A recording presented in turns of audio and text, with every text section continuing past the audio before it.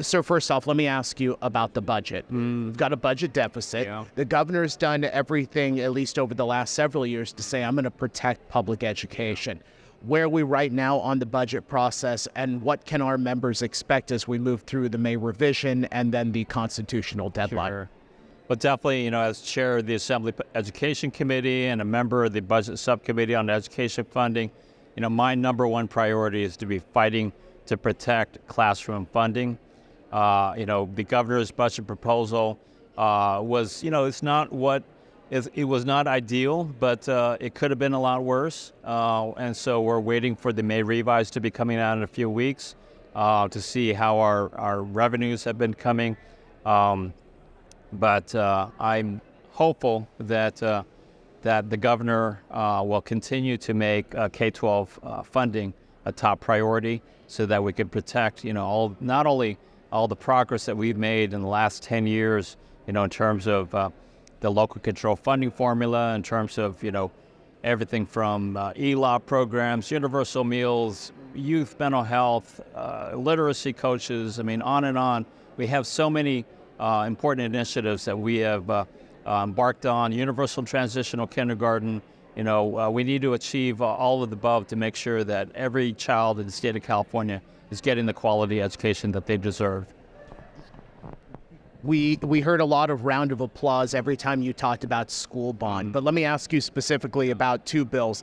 AB 2226 requiring kindergarten, AB 1825 that fights back book banning. Tell us about those bills and the impact on students. Sure. So a lot of people don't realize, first of all, that kindergarten already isn't mandatory. It is not.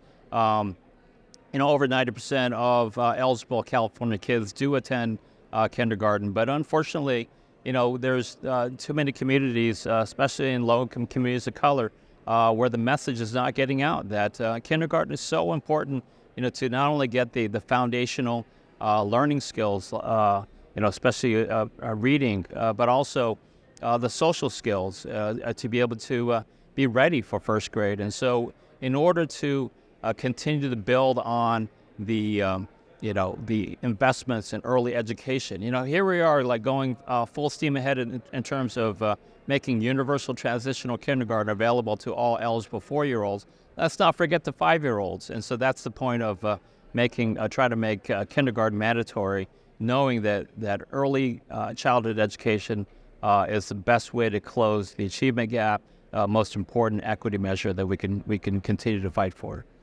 We've got about 200 educators that are going over to the state capitol today to tell their story about what's happening in their district. Yeah. How important is it for lawmakers, not just yourself, but others who may not be connected much to public education, to be able to hear those stories? What kind of impression does that have when the ACSA family goes over to the capitol? Yeah. ACSA is a highly respected organization. We all know that ACSA represents our superintendents of our school districts, of our county offices of education, our principals, the program leaders of the wide range of programs that ACSA members work on. And so, it's so important for all legislators to hear what is happening at the ground level, what is happening at the classroom level, at the school site level.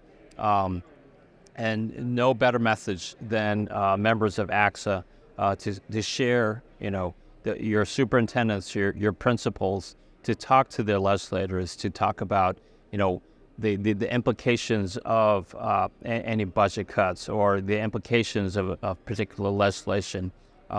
We need to know how, what we're talking about in the state capitol, how that translates to the ground level, to the classroom level, to the school site level.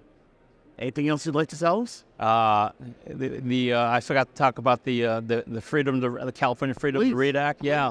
So, yes, I also have a very important bill to fight back against the book banning movement that we've seen not only taking place across the country, but also here in the state of California. The right to read is a fundamental cornerstone of our democracy. Making sure that all of our kids have the opportunity to be exposed to, diverse ideas, diverse perspectives, diverse histories, And so we want to fight back against this book banning movement. I have a bill that it will empower our communities to fight back against these book banning efforts.